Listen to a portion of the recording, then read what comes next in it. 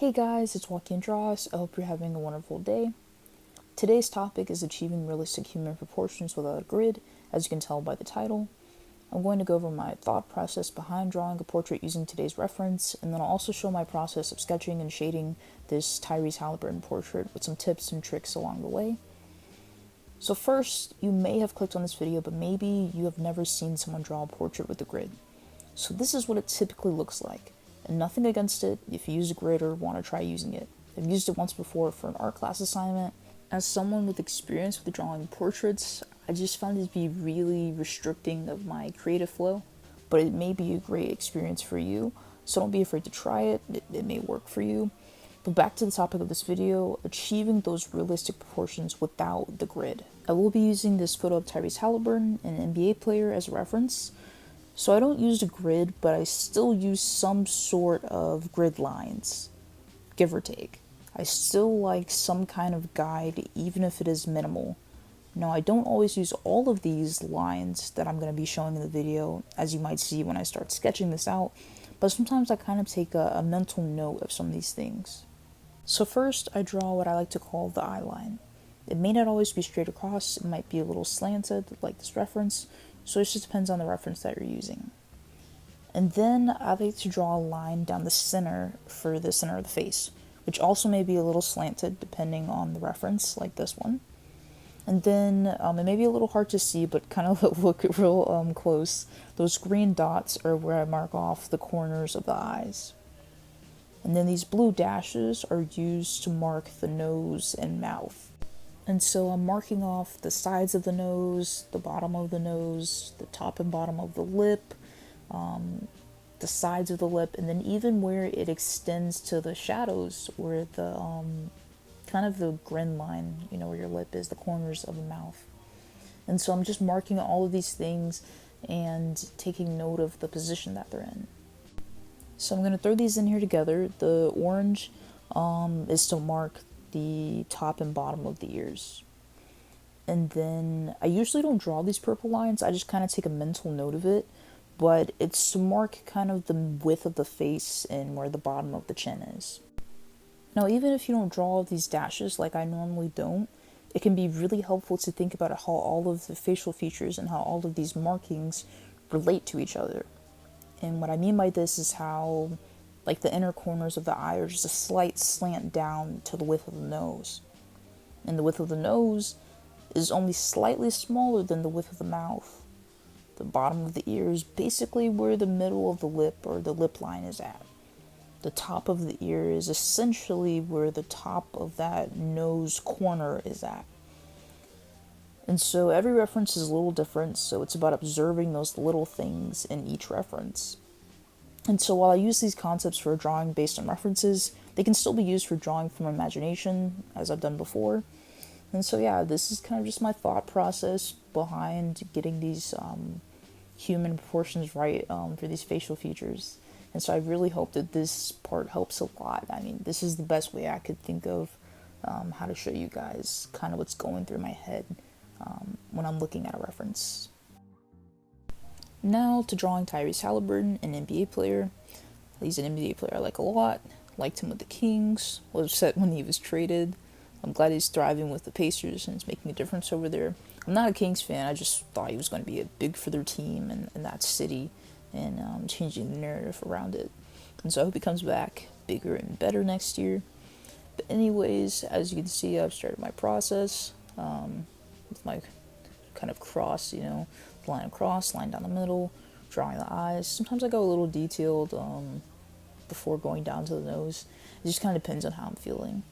But I try not to get too hung up in the details of the eyes before getting down some of the other features.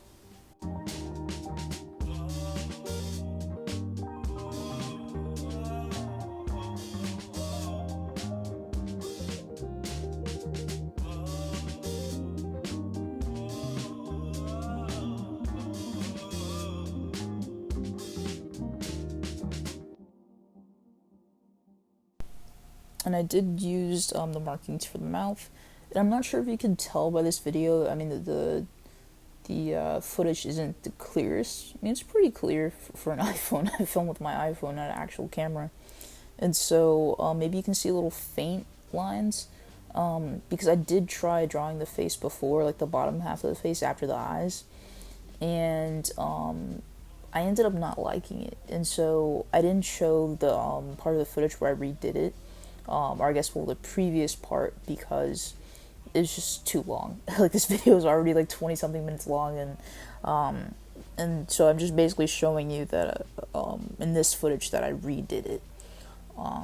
So redoing that bottom half, I only liked the eyes and the eyebrows. Once I got down to the nose and the mouth, it just felt a little off. And I'm trying to really capture that likeness of Tyrese Haliburton, so it just felt a little off. So I just redid it, and I was happier with the outcome. So yeah.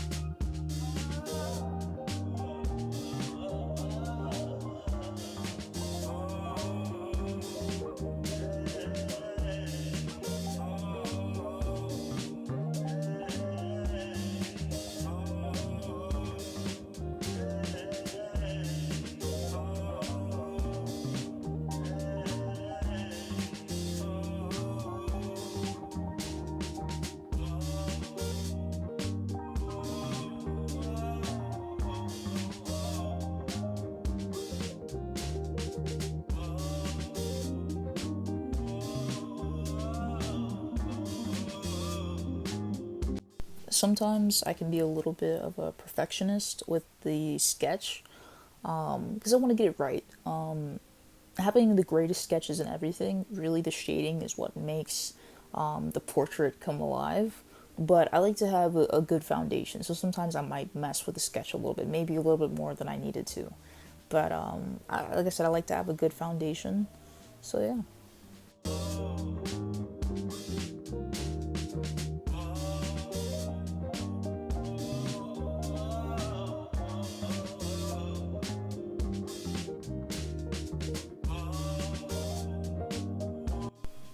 And this right here is the first step when you're going to shade a portrait, or even coloring a portrait with color pencil or marker or whatever. You've got to lighten up that sketch first. I try to sketch pretty lightly from the beginning. I don't always succeed, but it's best to start out light from the beginning, so then you don't have to lighten it up as much. And definitely, if you are going to draw a little darker, don't make it to where it's like those hard sketch lines to where they kind of like leave a little dent in the paper, because that's going to be really hard for that to come up or not show through when you start to shade or color that portrait. And so I don't want to lighten it up too much, because I still want to be able to see what I did before. But and that's kind of where sometimes you have that line where you're like, ooh, is it too light or not light enough? And so a lot of times when I do like a color pencil, I really want to lighten that, because you definitely don't want those lines to show through. You don't want gray lines showing through in your color. And so sometimes I'll lighten it up a little too much, and then I can barely see what I did before.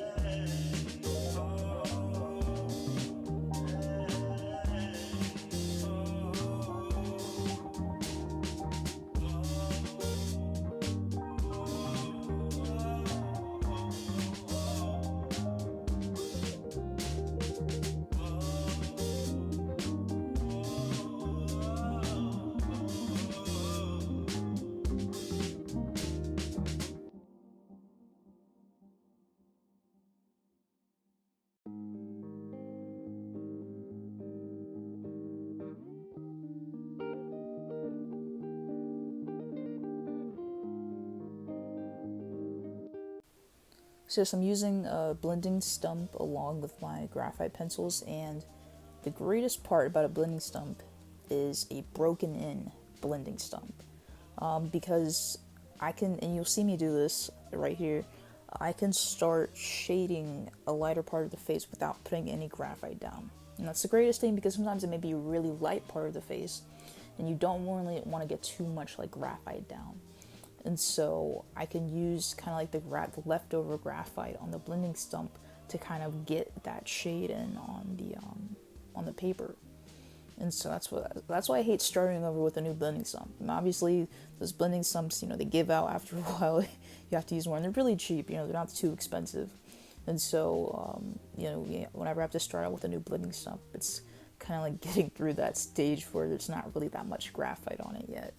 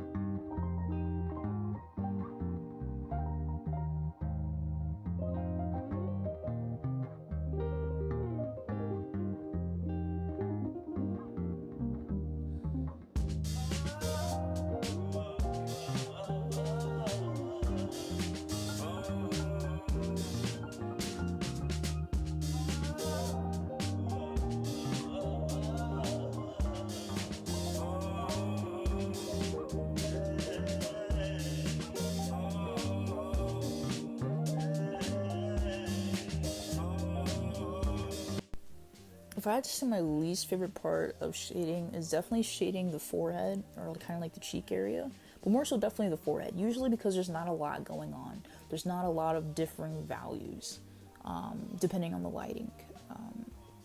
And so that's just kind of like the boring part of the shading process. And then my favorite part is definitely the mouth and definitely facial hair. I love when I've picked out a portrait that has facial hair. It's just really interesting getting down those different values and really how it turns out on the paper. And the lips, because there's a lot of, if it's a really good photo with a good lighting, it really captures the different values in the lips, the different lines in the lips. There's a lot of different lines, different cracks and whatnot. and like I said, just a lot of different values. It can make for a really interesting shade, and if you can really let that come through in the portrait, it can really help bring that portrait to life. And so that's what I kind of talk about with bringing that portrait to life, capturing their likeness. My goal with these realistic portraits, yes, they are realistic, but they're not ultra realistic. I'm not trying to make it look like it's just like the photo. Like, you can't tell it's not a photo. You can't tell that. You can tell that my drawing is a drawing, but yes, it does look like the person, and that's the goal. And so it's just really capturing all those little details that really makes it come alive and look like it.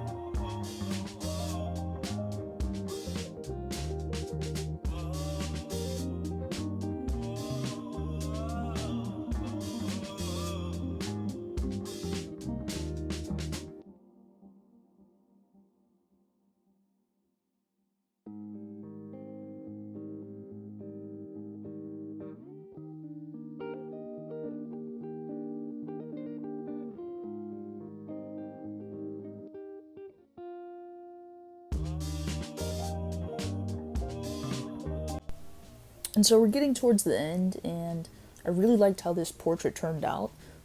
It's not perfect, it's far from perfect. In fact, I made quite a few mistakes, especially kind of like in the head shape and the hairline. And maybe you wouldn't have noticed if I brought it out, but maybe if you have a good eye, you probably can kind of tell. I kind of like tilted the face a little over too much. Yeah, his head is slightly tilted in the reference, but I think I went a little overboard with it. And I think I kind of did because I kind of overcorrected. A lot of times if I have a slightly tilted reference, it'll just end up being straight. And that's something I have to work on, getting those angles right. And so that's something I could have corrected. I didn't really see how off it was until after I was finished. And, it's all shaded and done. And I'm a perfectionist, but more so in the sketch stage when there's still a lot of room to fix it, and you have that time to fix it and that ability to fix it. But after you're kind of done shading, especially with how dark I made, the hair, it would be kind of hard to fix that because you really have to lighten it up. You definitely can lighten it up some, but that's kind of a risk I wasn't really willing to take, so I was like, I'm just going to let this go, and I'm finished with this portrait and move on. But, and that brings up another thing, using graphite versus charcoal. And so I've used graphite for forever. Ever since I started doing portraits, I was using graphite. And the difference between, I like to think, and I believe this is what I've heard and what I like to think is, if you're using graphite, it's kind of the more beginner-friendly, more forgiving medium than charcoal. Charcoal is really hard to lighten up and to get off the paper once you've put it down. So if you make a mistake, you just have to go around it, because that's just what it is. If you color something too dark, you're going to have a really hard time lightening it up. And I'm just continue to use graphite because I just like graphite. I do like how forgiving it is. Even though I'm maybe not a beginner anymore, I'm more intermediate, I still really like the forgivingness of graphite. Anyways, I hope you all enjoyed the video and found it helpful. Leave a like if you enjoyed it. Comment any of your thoughts, questions, or suggestions, or recommendations for future videos, things that you'd like to see me do. And subscribe if you are new to the channel and you want to see more content just like this. Check out my other social medias. I am also Walking and Draws on Instagram and TikTok. And have a very blessed day, and see you guys next video.